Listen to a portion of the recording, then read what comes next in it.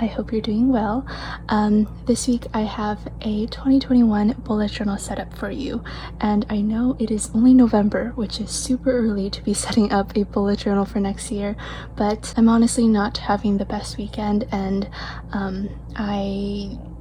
you know what, stationery just makes me happy. And it sounds crazy, but I think if you are already watching this video and you are on my channel, then you totally relate, so I don't really need to explain myself.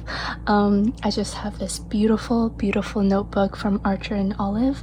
I think this was part of their Pride collection, and yeah, I just wanted to break into a new notebook. And if you're wondering, my 2020 bullet journal, which is the teal Archer and Olive color, it still has about a dozen or maybe 24 pages left, and I do still plan on using it for the rest of 2020.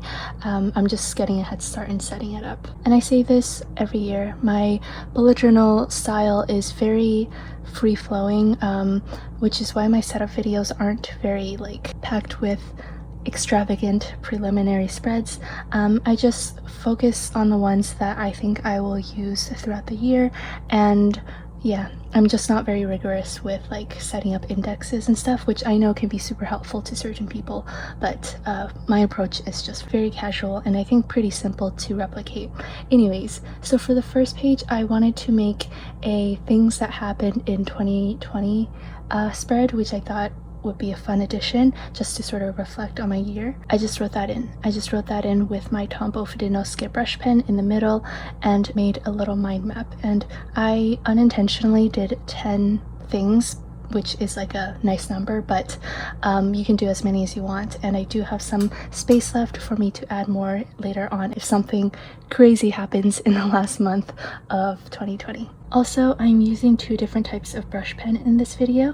One of them is the Tombow Fidenosuke hard tip, and the other one is the soft tip. I'm using the soft tip for the headings and just anything that I want to be super bold, and then for the hard tip, I use it to hand letter in smaller things. So I did a yearly overview for my previous setup last year, which I found super helpful just to quickly reference a certain date, but I didn't feel like I needed to span 2 pages this year, so I just condensed everything onto one, and I actually like the look a lot better. To prep for this video, I picked out 12 different emoji stickers from my shop, which I thought coordinated with a given month really well, and just kind of decorated that way. If you don't want to use stickers, you can also make doodles. I just thought stickers would be kind of fun.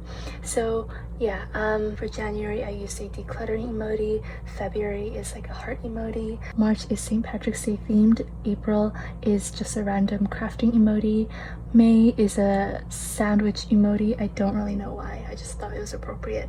And then June is this relaxing springy emoji. July I used a beaver onesie because July 1st is Canada Day. August is an emoji with a coconut. September is back to school. October is a zombie working emoji. November is a ninja shoppers marking Black Friday, and then December is a holiday red cup emoji.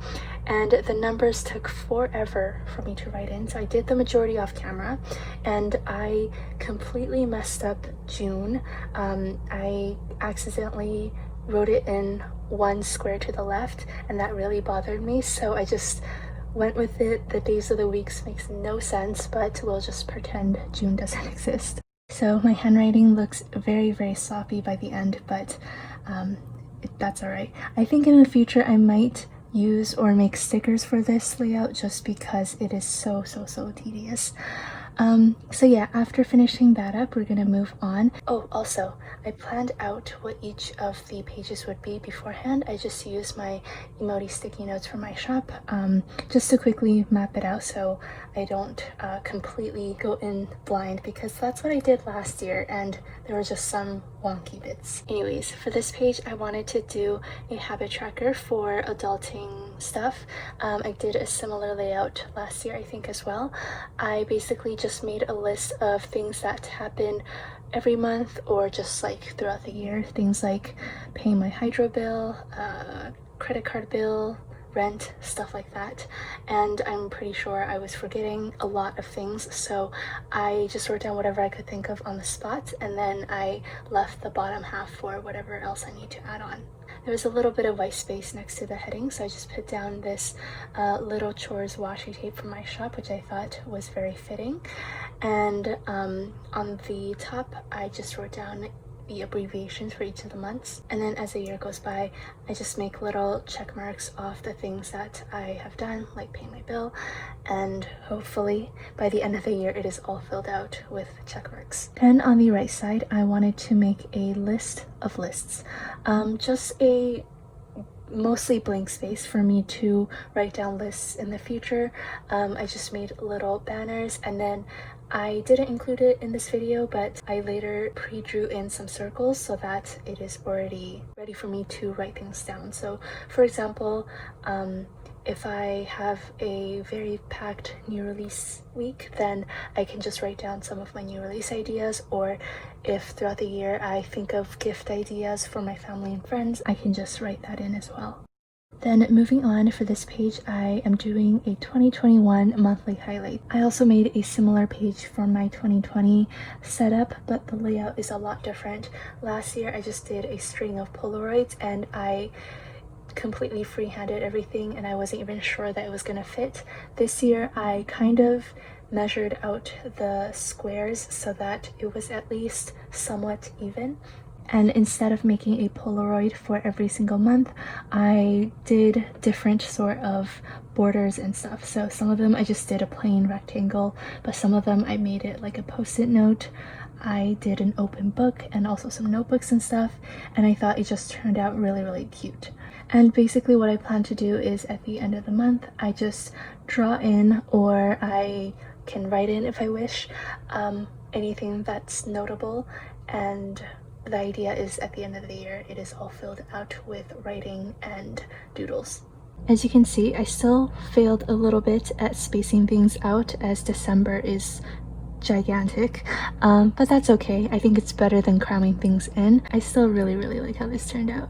And then I went in with my Tombow for Energel brush pen and just allocated each of the boxes to a month, and that way I don't get confused when I start filling it in. So for the next page, I am doing a books to read page, and I think if you have seen my setups before, you know that this is one of my favorite pages to create, just because I love sketching in book covers. This is probably the most artistic part of this setup. Everything else I think is relatively straightforward, and you definitely don't have to do this. I'm an artist at heart, and I just really like doing quick sketches like this. I used 3 Tombow Duo brush pens. One is a really light gray, one is like a medium toned gray, and then the third is a lot darker, and I feel like just with 3 brush pens you can pretty accurately draw in the covers.